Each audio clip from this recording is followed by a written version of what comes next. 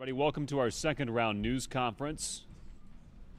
Our postgame news conference as fifth-seeded Baylor defeats fourth-seeded Virginia Tech 75-72 to advance in Portland Region 3.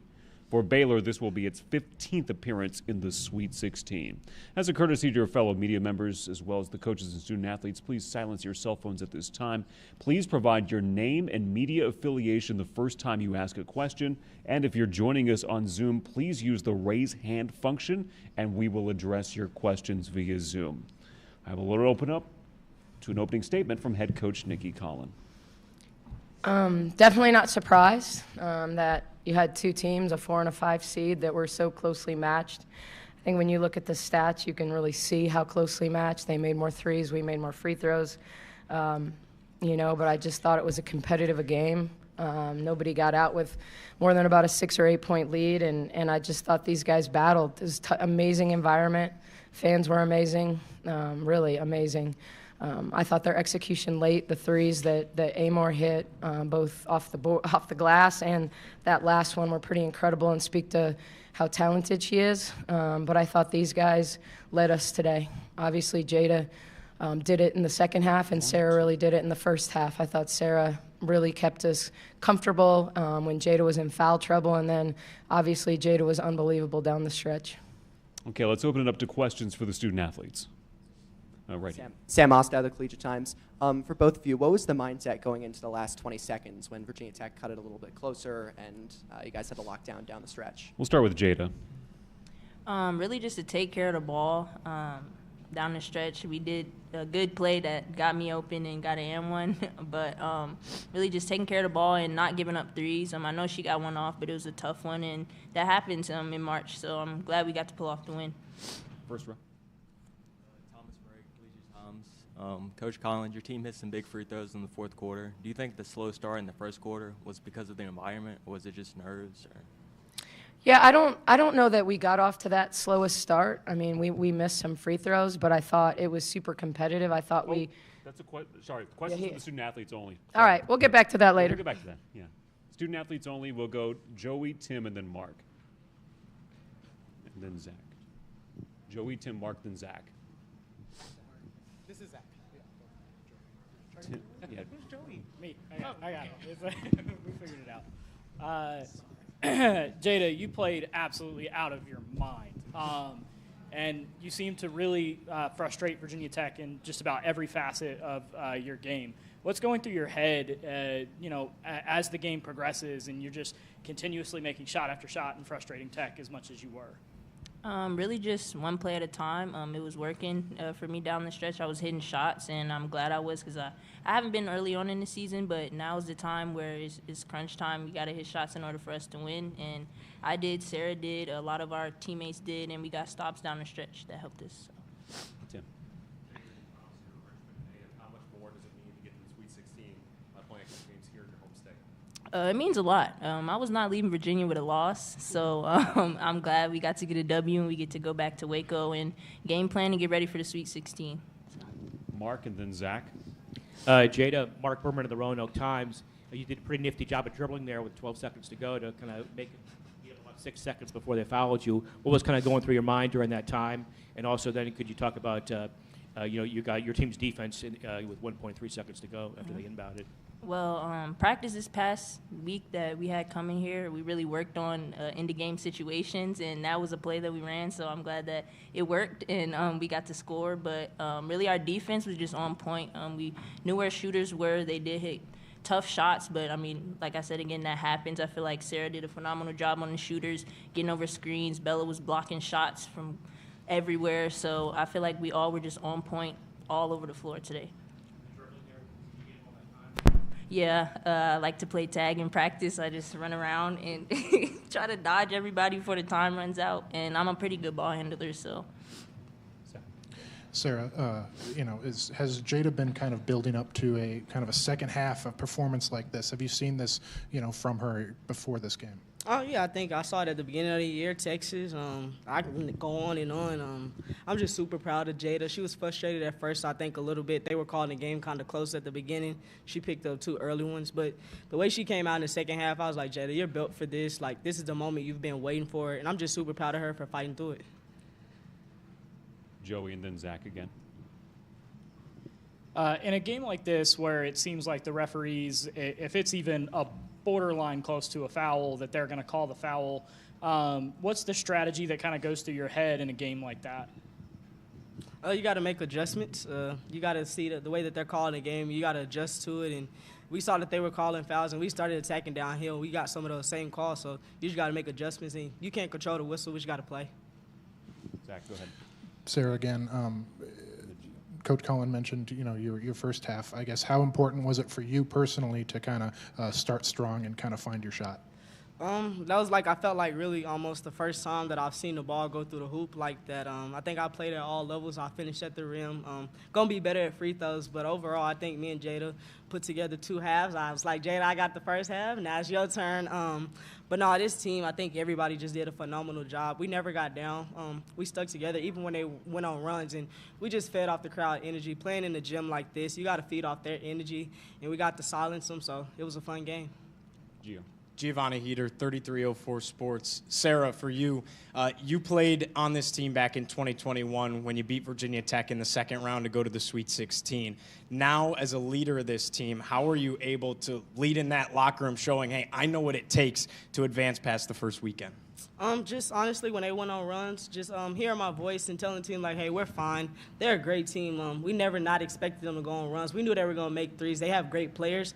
But us sticking together and communicating, I think, is a thing that we did very well tonight. We took coaching. I was just like, hey, we're fine. We've been here before.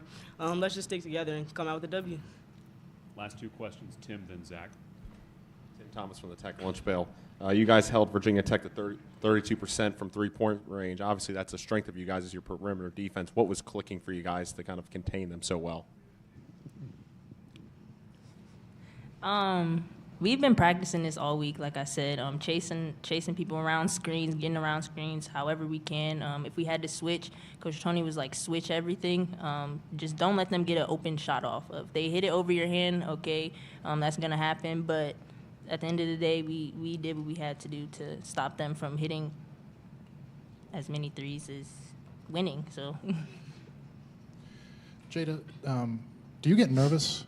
Some of those, free throws at the very end there, the crowd is going crazy and they didn't hit the rim. What's going through your mind? Are you just blacked out at that point? Do you get nervous? A little, but like Sarah told me all throughout the game, I'm made for these moments, and that really gave me confidence to step up there and knock them down and just clear out the noise. We're going to be at home. We're going to be away sometimes, so really just playing through that, playing through the refs, playing through whatever we have to play through to win. So, Jada and Sarah, thank you for your time. Congratulations and best of luck in the second round. The Baylor locker room will be open till approximately 10:53. 10:53 for the Baylor locker room. Let's open it up to questions for Coach Collen. And we'll start with Chad and then Joey. Hey, Coach. Chad Bothering, KWTX over here. Hey, Chad.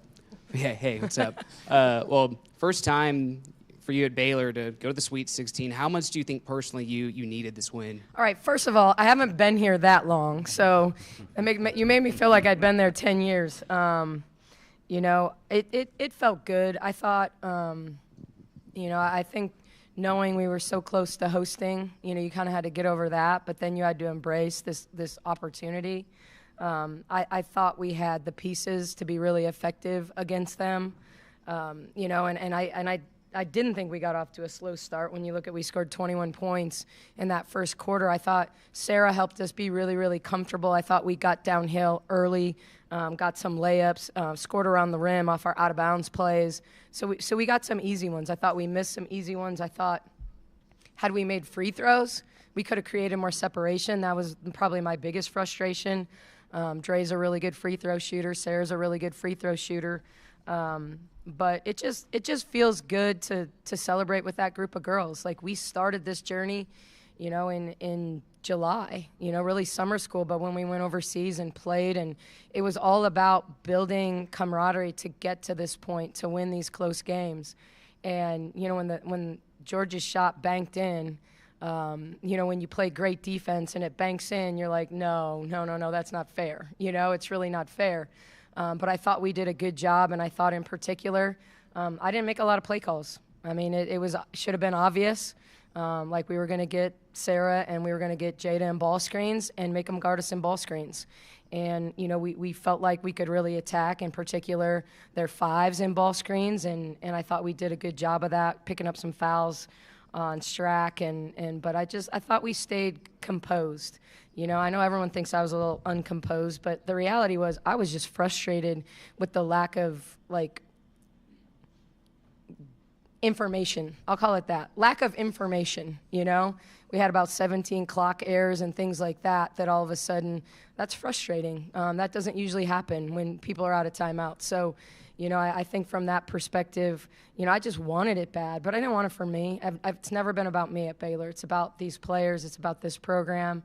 You know, it's about competing at a high level, and I've never feared coaching in a big moment. Kenny Brooks is an amazing play caller. And you do fear a one-possession game against him because he's a talented play caller. But I thought our girls did a good job, even down to taking the foul late when we had a foul to give. Okay, Joey. Hi, Coach. Yesterday you had talked about how this isn't, you know, your team playing against 5 people. This is your team playing against 10,005 people. Can you just elaborate on how much the crowd affected you? And then just a second question, and you kind of already alluded to it. You know, it seemed like you were very energetic when it came to talking to the refs.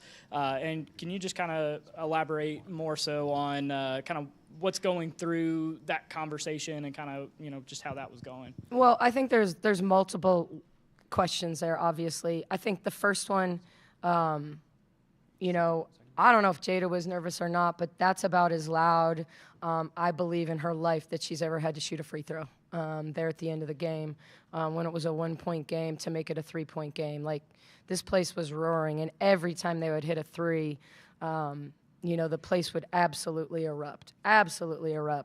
And so I think you always feel like you have to be at least 10 points better on the road.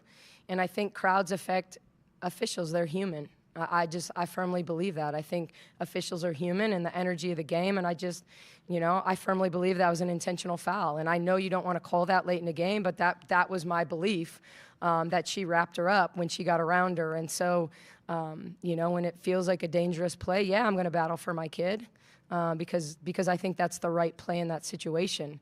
And I think that's a tough thing, of course, but you know, you get to the NCAA tournament, and all of a sudden, every time we put our hands, both ways, but it was 5-0 to start the game 3 minutes into the game on fouls, you know, and my point guard, who had 28 points in 26 minutes, was sitting on the bench. So I think I'm pretty sure Kenny would be frustrated if his point guard was sitting on the bench. So I think from that perspective, it's a consistency of calls is all you want, and then you want communication, you know, like, I think those are 3 really good officials. I've had all of them. You know, but I think when it's really loud in there, and you can't communicate with them, I think that can be frustrating. You know, and I think the game, we obviously shot more free throws because we're a team that attacks the basket more. I mean, that's a great 3-point shooting team, and they want to drive it and spray it out to 3-point shooters. And so we knew our advantage was getting to the rim and drawing fouls. So, you know, when the game was called really tic-tac at the beginning, that's frustrating when you're trying to play an aggressive style defense. Okay, Zach, then Mark. Coach, do you think, were you surprised that Jada had a performance like that in her? You know, it's crazy. She's had an unbelievable week of practice. When we went back to kind of the drawing board between the Big 12 tournament and the NCAA announcement, we just spent hours getting shots up. Very little practice time and hours getting shots up, because when we were really good early in the season, our defense was good, but our offense was top 10 in the country and sharing the ball and shooting threes and all that. And I just felt like we'd lost some of our confidence. And I think for Jada, when you looked at when we were 14-0 and you compared that to when we were 10-7, and some of it's level of competition, but included in that was Utah and Texas and Miami and a lot of really good teams. And so, you know, she'd gotten really frustrated with her inability to make open threes. You know, we just told her, take your jump shot. Your jump shot's a layup. Your jump shot's a layup. Mix in, you know, playing off the bounce, getting to 15 feet. And so she's just had really good practices dialed into getting to her jump shot. And so I just thought when she made one, then it was two, and it just they kept backing up on her because she's so slippery. If you come up on her, she's going to cross you up and get to the rim. So I thought she did an unbelievable job playing against an All-American point guard. Can you talk about your defense when they inbounded the ball with 1.3 seconds to go? What you feel like helped you guys make it so tough for them to get a shot off? Yeah, I think we got a piece, obviously, which obviously helps. We were switching everything. Certainly, when it was 0.8, it's a totally different than really 1.8. 1.8, you can get a dribble. So from that perspective, I think, both teams being out of timeouts, I think in that scenario, like we wanted to switch everything out and contest without fouling. You question, you hit a point. Every coach has a philosophy of whether you foul in that situation, whether you don't, but not under 3 seconds, because most of the time the person that catches the ball is going to be moving towards the basket rather than away from the basket. So we just wanted to play high hands, and we got a piece of it. So that was, ultimately I don't know who it was supposed to go to because the ball got tipped. Will Lockwood, the Tech Lunch Pail. You gave Virginia Tech their first home loss since 2022. What kind of goes into your players showcasing that level of togetherness that they did down the stretch to pull off a feat like that? We went into Texas and beat Texas the last 2 years. We played Iowa State close in front of 10,000 fans. We don't do it game in and game out. But, I don't think if you look at our schedule and how we've performed on the road against top 25 teams, we've got a lot of kids that live for these moments, that really enjoy these environments. And I do too. Like, you don't spend 5 years in the pros and not get used to playing in close games and time and score and advance and timeouts and using them and utilizing them and running good plays, And I think, I'm at my happiest when I'm in a competitive game. When we're up big and I'm managing minutes and trying to figure out who to get shots for, that's way more stressful for me than a one-possession game. Because you're trying to keep too many kids happy in that situation. And in this situation, you're focused on one thing and one thing only, getting stops and putting the ball in the basket and how you do it. And so I just think we've got a group of competitors, Bella and Bugs got to play at UConn last year, and we played them really well for 2.5 quarters, and they were freshmen, So I think we've got a lot of players that just, love this environment, there's nothing much better than being a kid that hits a shot and silences a crowd when they're roaring. It's almost better than making a shot at home and someone cheering for you. It's the silencing that if you're a competitor is way better. Coach, we've talked about all week, this team doesn't necessarily have an All-American, Bella goes off first game and now it's Jada's game. How much of an asset do you think that could be, that quality of your team could be for, this team throughout the rest of the tournament? I think it comes down to, I'm grateful for the kids that believed in me and chose Baylor. Every kid on this team chose Baylor, and they chose me, including Sarah, because Sarah chose to stay when she could have gone anywhere. And I think what Sarah wouldn't tell you, she didn't impact the game a whole lot her freshman year when she played against Virginia Tech, but she was a difference maker tonight. And so, I'm just excited to play to mismatches. At the end of the day, my job is to put them in position to be successful. And tonight, it was getting Jada in as many ball screens as I could get her in the second half. And so I think that's the uniqueness about our team. It's as the game's unfolding, it's how do I get shots for particular players, And against Vanderbilt, it was Bella. Let's swing it and let's kick it out. And, I think our defense was we probably made about 5 really bad defensive mistakes tonight. Things that they knew, they put their hand up immediately and was like, I'm not supposed to do that. I'm not supposed to help on the drive because they want to throw the drift, And I think if you take those plays away, our competitive spirit all night was amazing, And so I think they know. I'm really careful to say this the right way because we may not have a first-team all-conference player on our team. We may not have an All-American on our team. But that doesn't mean we don't have great players. And I think it's really important because I remember my first year in the WNBA, we had no Olympians, and it was an Olympic year. And it was like, it was so offensive to our players to hear, like, we have no Olympians. It's like, what are we? Like, and so I'm always really careful to get them to understand that any of these guys could be stars on other teams, but it's about their selflessness to get the ball to the most open person. You know, when you see 12 teammates chanting Jada after the game, like, that's what you want. You don't want them to be frustrated that they were 0 for 5. You want them to be happy for the kid, you know, that made the and one, that made the big play late. So, you know, I think it makes you hard to guard at times because we can move the ball and a lot of people can score the basketball and you can't key in on one person. That was a long answer, but thanks for letting me go. Thanks for being here with us. All right. Best of luck in the Portland Regional against Thank either you. USC or Kansas next weekend. All right. All right, that's head coach Nikki Collen. Virginia Tech head coach Kenny Brooks and Virginia Tech student athletes will be up next. The Baylor locker room is open until roughly 10:53. Thank you. I don't yet.